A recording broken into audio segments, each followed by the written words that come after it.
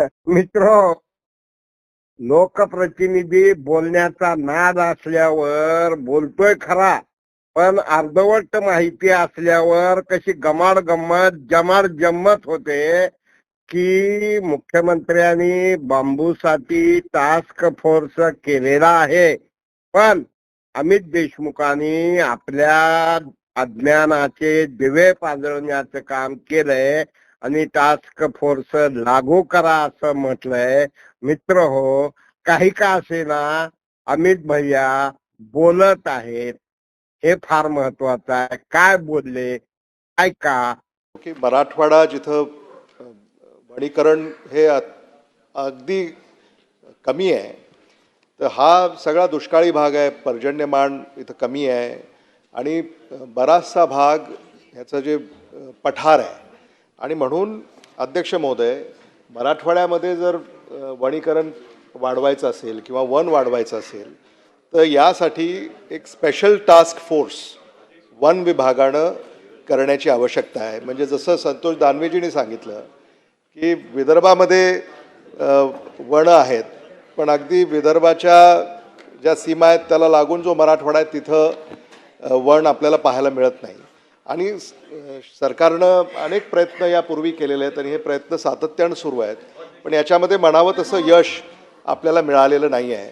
आणि म्हणून अध्यक्ष महोदय, मंत्री महोदयांना माझे एक दोन स्पेसिफिक प्रश्न आहेत की आपण मराठवाड्यासाठी स्पेशल टास्क फोर्स वन विभागाअंतर्गत निर्माण करणार का, एक. आणि दुसरं, ज्या जमिनी शेतकऱ्यांकडे आहेत पण त्या पडीक आहेत, म्हणजे पठारावरच्या आहेत, डोंगराळ भागातल्या आहेत आणि जिथं शेती होत नाही, मग त्या जमिनीचा उपयोग शासन एखादी योजना करून शेतकऱ्यांशी त्याच्याकडनं त्या जमिनी भाड्यानं घेऊन तिथं वन उभं करण्याचा प्रयत्न करेल का. सन्मान्य सदस्य श्री अमितजी देशमुख यांनी या ठिकाणी जी भूमिका व्यक्त केली की मराठवाड्यामध्ये मोकळ्या जागा पठार आहेत आणि त्या जागेचा वापर त्या पद्धतीनं होत नाही. माननीय अध्यक्ष महोदय, मी वारंवार आता बोलतोय की प्रत्येक जिल्ह्याला एक अभयारण्य करण्याचं वन विभागाने ठरवलेलं आहे. मॅक्झिमम उद्याला 12, 15, 20 हजार एकर जागा त्याला कुंपण घालून त्यामध्ये वृक्ष लावायची. ती वृक्ष शाकाहारी प्राण्यांना फळं देणारी वृक्ष असावीत, अशा प्रकारची भूमिका घेतलेली आहे. आणि मग त्या ठिकाणी शाकाहारी प्राणी आल्यानंतर मग टप्प्याटप्प्यानं कोकण, पश्चिम महाराष्ट्र आणि मराठवाडा आणि खानदेशामध्ये बिबट सफारी आणि विदर्भामध्ये व्याघ्र सफारी, प्रत्येक जिल्ह्याला अशा प्रकारची भूमिका घेतलेली आहे.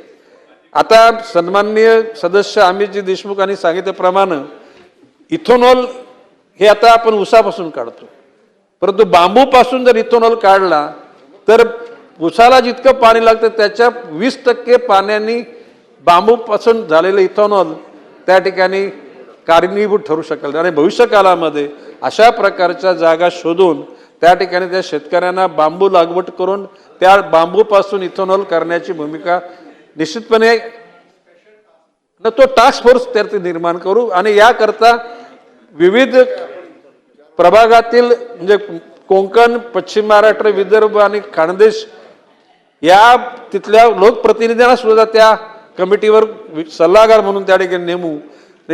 सगळ्यांच्या सहकार्यातून या अशा ओसाड जमिनीचा वापर करण्याचा निश्चितपणे शासनाचा उद्देश आहे. ऐकलात ना? मग मराठवाडा नेता YouTube शेअर करा, लाईक करा, सबस्क्राईब करा. मराठवाडा नेता YouTube. धन्यवाद.